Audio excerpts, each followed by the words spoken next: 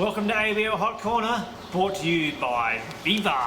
I'm Brook Patrick. With me is Jamie Cloden. And tonight we're talking playoffs.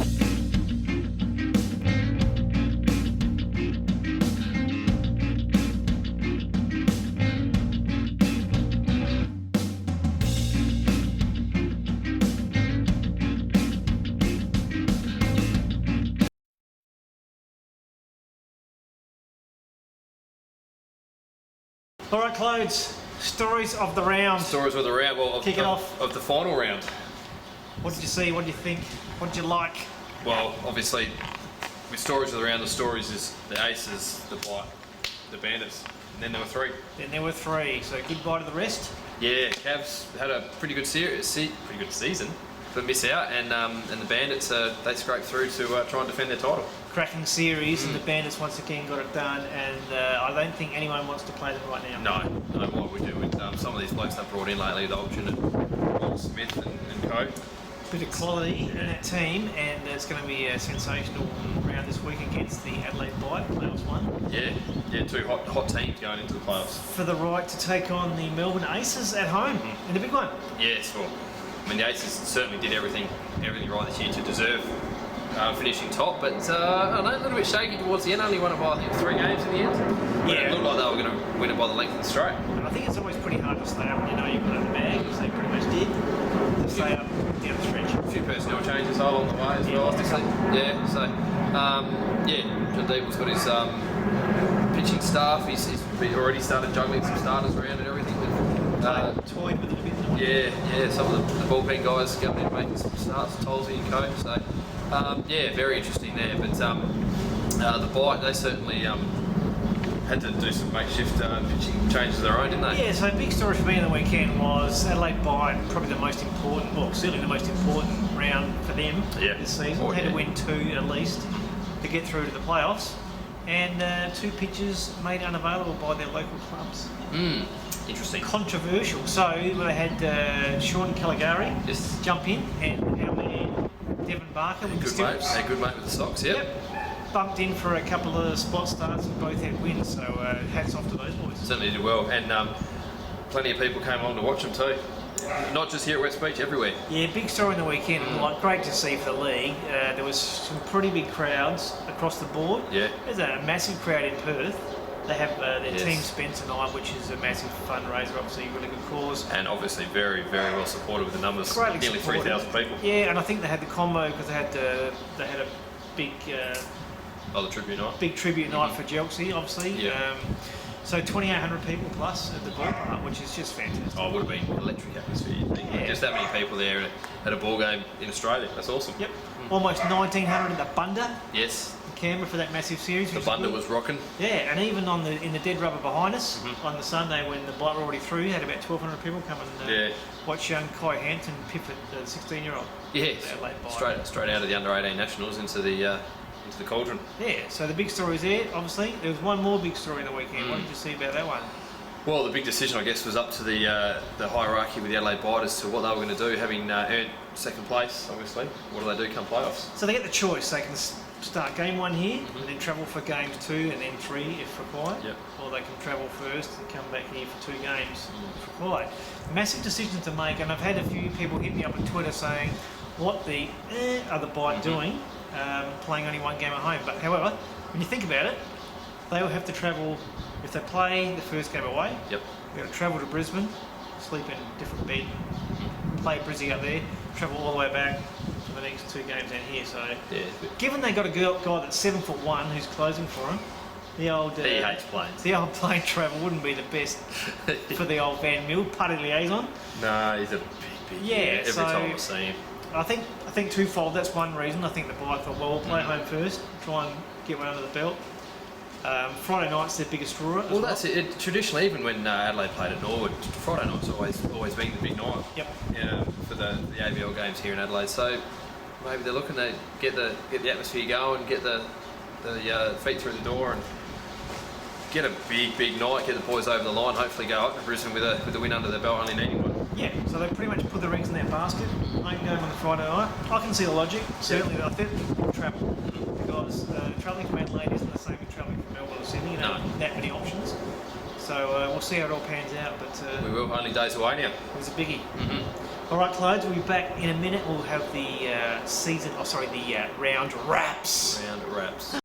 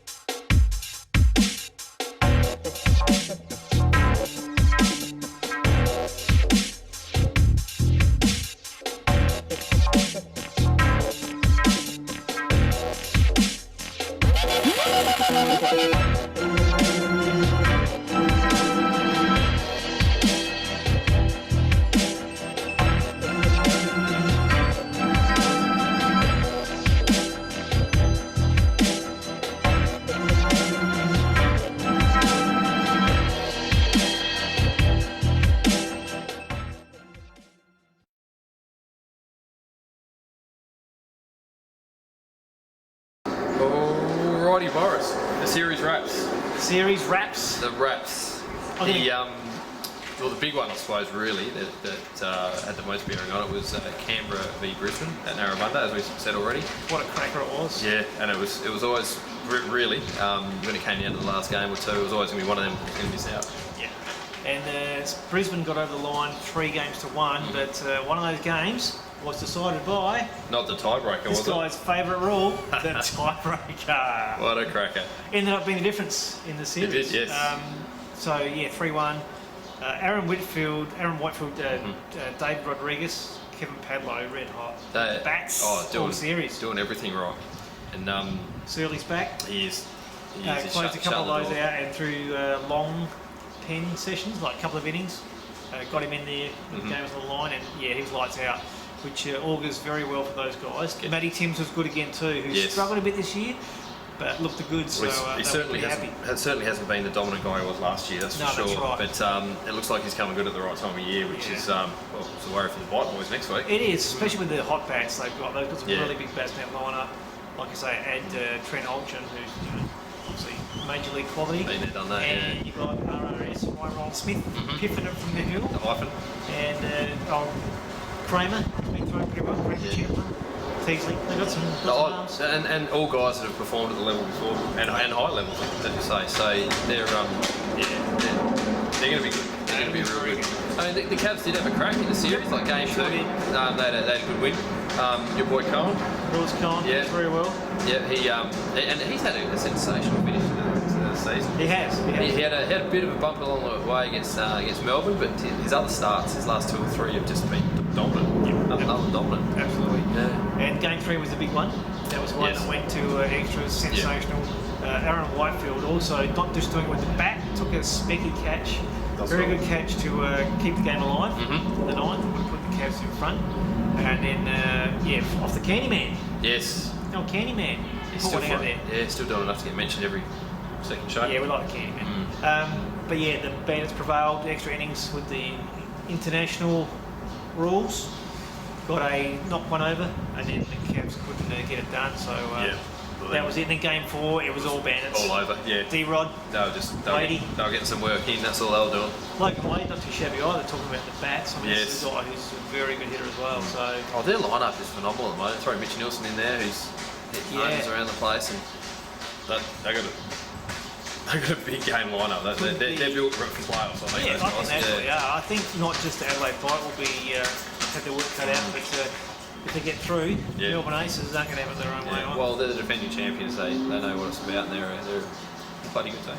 Absolutely. All right, Clothes, what about the Adelaide Bite versus the Sydney Blue Sox? Yeah, well, we spoke about that a little bit before. Yeah, Mm-hmm. Adelaide, they needed to win 2 to guarantee themselves the playoff spot, and they went ahead and got 3. So they clearly had second spot to themselves now. So. How do you reckon they were feeling after Thursday night game, going down 5-4? They were a little bit sloppy. They were, defensively they were really off path. Ordinary, went down, even had a load of bases in the bottom of the ninth against Toddy Van Stencil. Yes.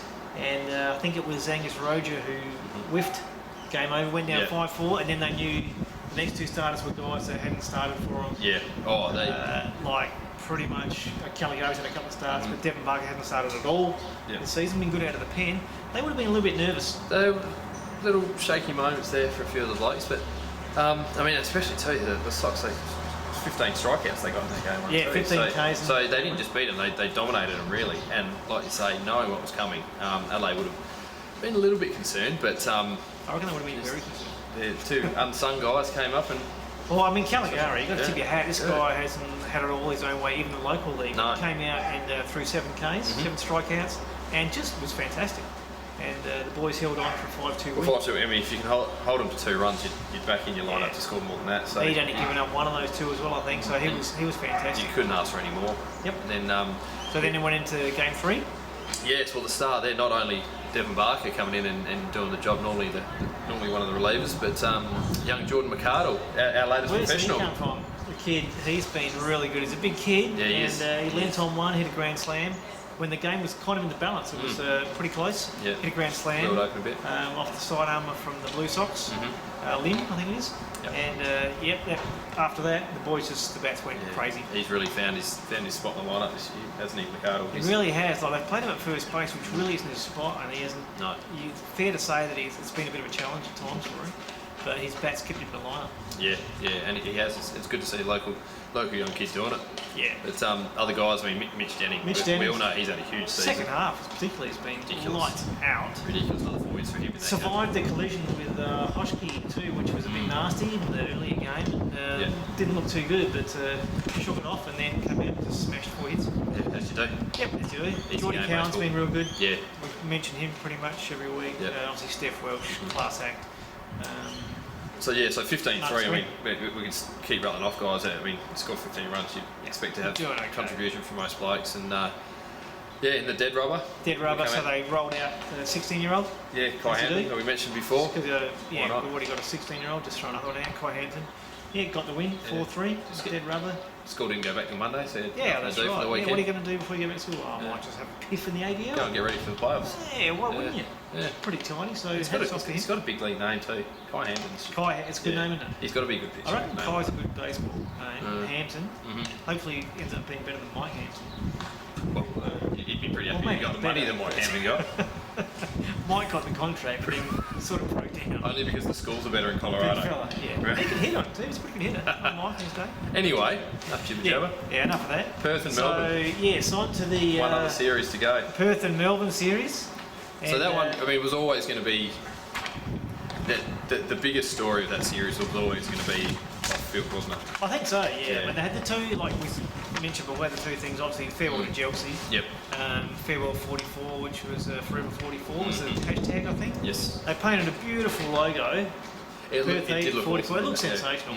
Hats off to the Perth Heat staff. I mean, always a class act, classy organisation, but it was just fantastic. And as you said earlier, mix that in with the fundraising efforts for the day. So for Team Spencer, obviously it was a fantastic fundraiser once again. Yeah. Those guys do a mammoth job, and the whole league's taken that one on board. Yeah, which has been really good. And over 2,800 people, I think it was. The crowd just phenomenal. Yeah, I mean, how good is that? The public there, yeah. For the games themselves didn't mean too much because Melbourne had already clinched with Adelaide's loss on the Thursday night, so they knew they were in. Yeah. But obviously both teams played it pretty hard. But a good contest in the first game. Hamburger Hill. Yes. Good movie.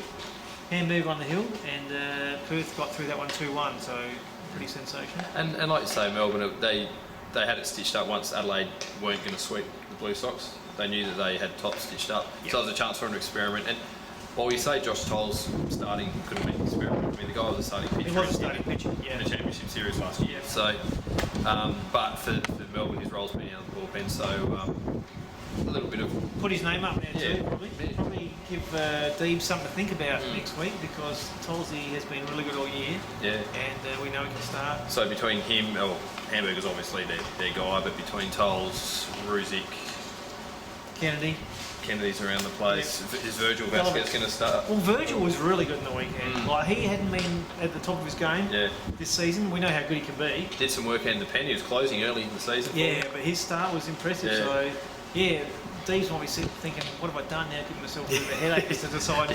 He's making it hard for himself. They got another week to think about it as well, which is probably going to drive him mad.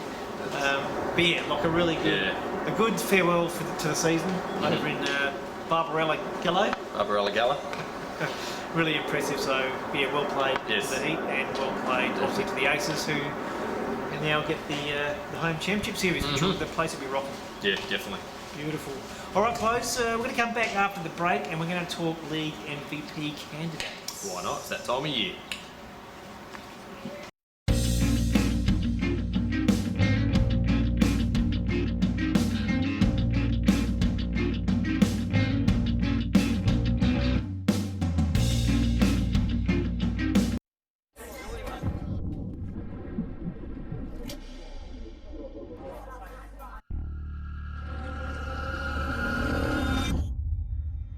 Take it from me, one punch can be lethal. Thrown in anger like this, without warning, without any gloves, it can be deadly.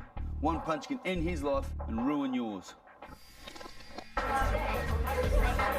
takes grunt to throw it, it takes guts to walk away.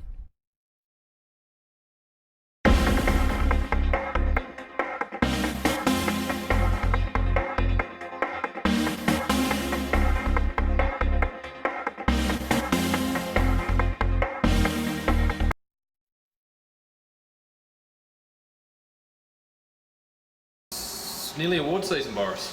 It nearly is award season. And now that the minor round is done, the stats are finished. We have our batting title winner, we have our ERA titles. It's a good chance to have a look at it all and see who's maybe in line for some hardware. I think so. We don't really need to discuss the pitching, do we? Well, it's a bit of an open field between Hamburger and maybe no one. Maybe, yeah. Maybe Daylight. Daylight? Second? He might be coming second. The Hamburger, yeah, he's just grilled it all season. He's got it locked in.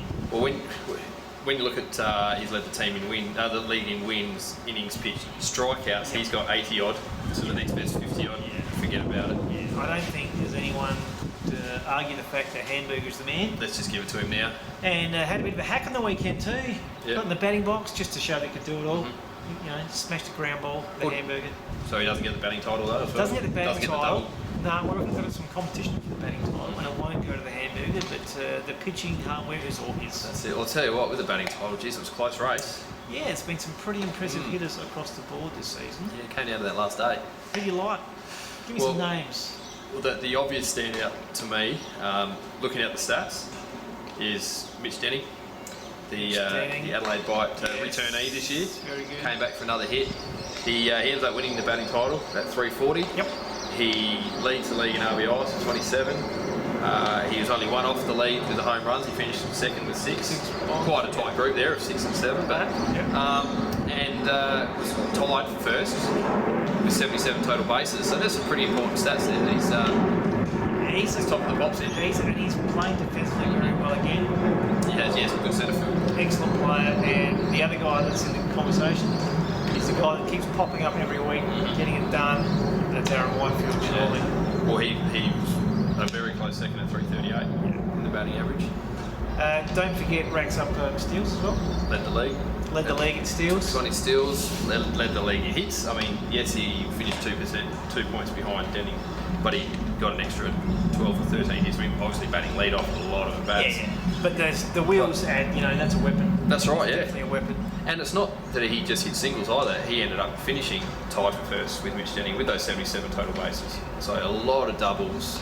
And I mean, you get 50 odd hits, you're going to get a lot of bases, aren't you? And scored a lot of runs as well, obviously, up top of the lineup. Yeah, well, he's got plenty of good bats behind him. Not far off a run a game, which is pretty handy over the course of the season. Yeah, sensational. So those two are the pick of the bunch, I'd agree. I think so, yeah. But some other names that sort of popped up during the season. I mean, Melbourne had a couple of guys that were pretty impressive. Yeah. Well, Roman Collins had a really good year. He was again up there in the batting title, up close, but also had some good solid power numbers as well across the board. Might walk with a long ball a few times as well. It's pretty impressive.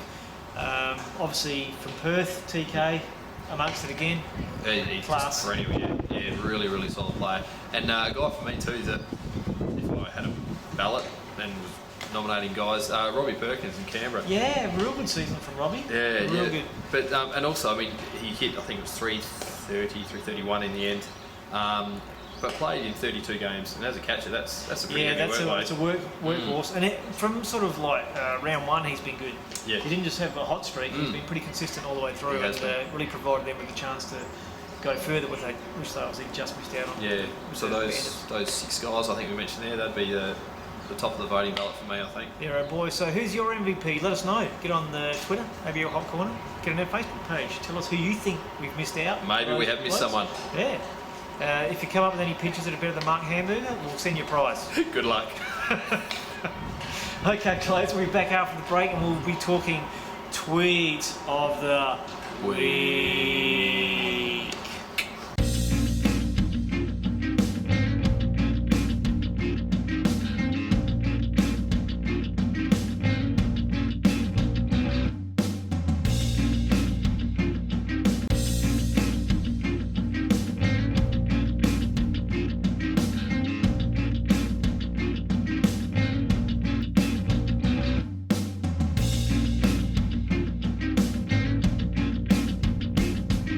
Okay, Clody One Clodyham.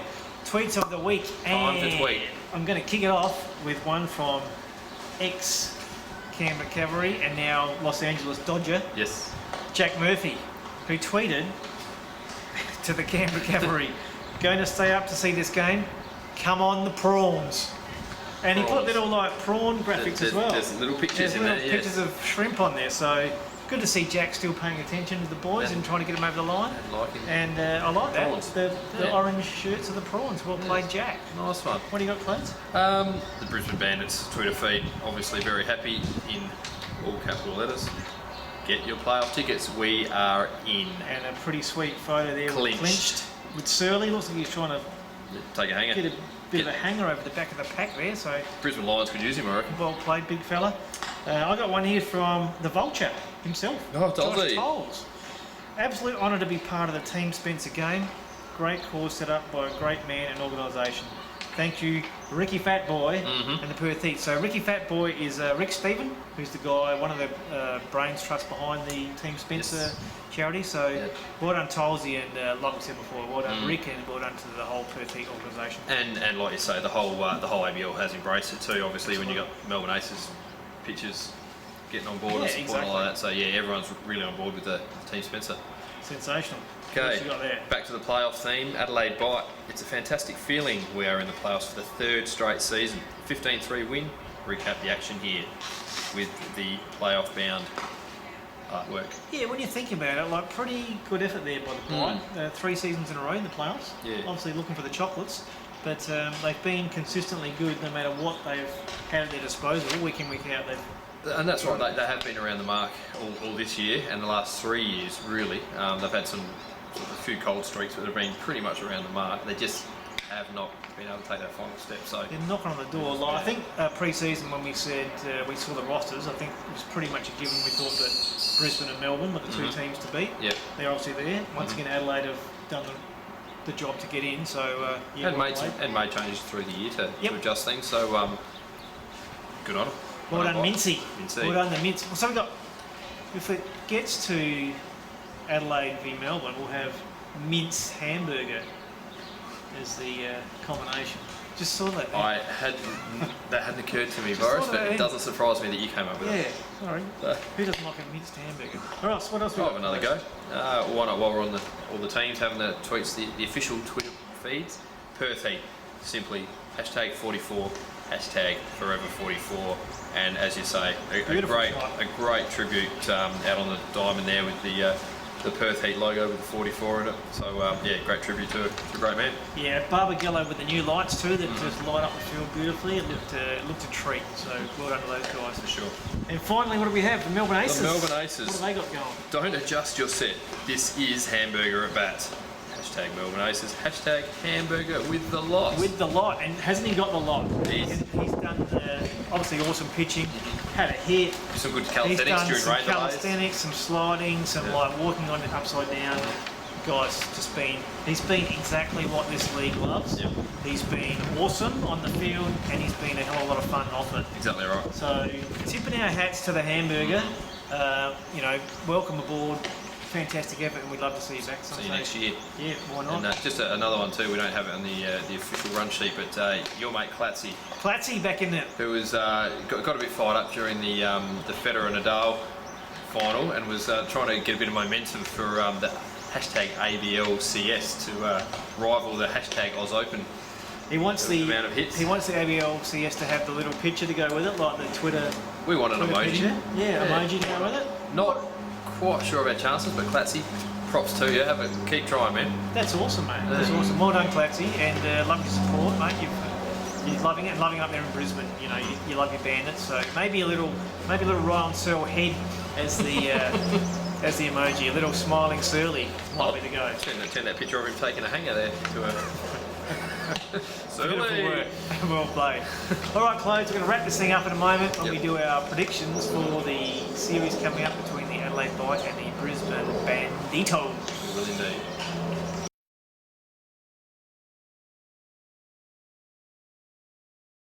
Okay, Clothes. Time to push your chips in. Get them in the middle, all in.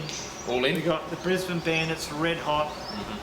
Hotter than Scarlett Johansson in the island with that tracksuit.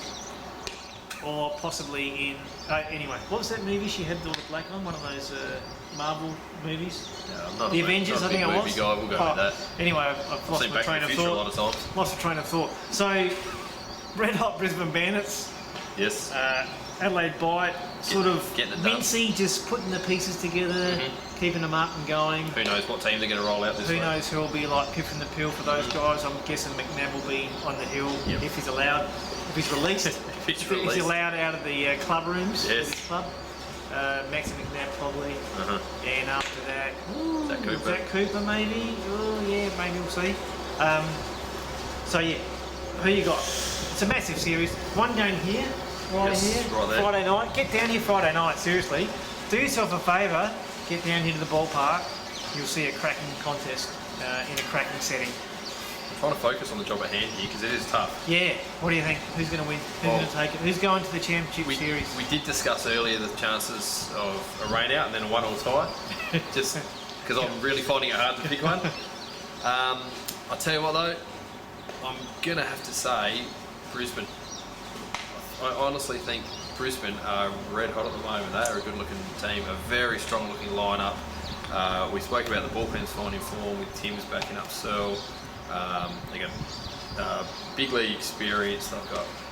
They're ticking all the boxes. So love my Bite, but I'm thinking Brisbane are going to take the chockies. Yeah, if you put the teams together on paper next to each other, you've got to say Brisbane. Yep.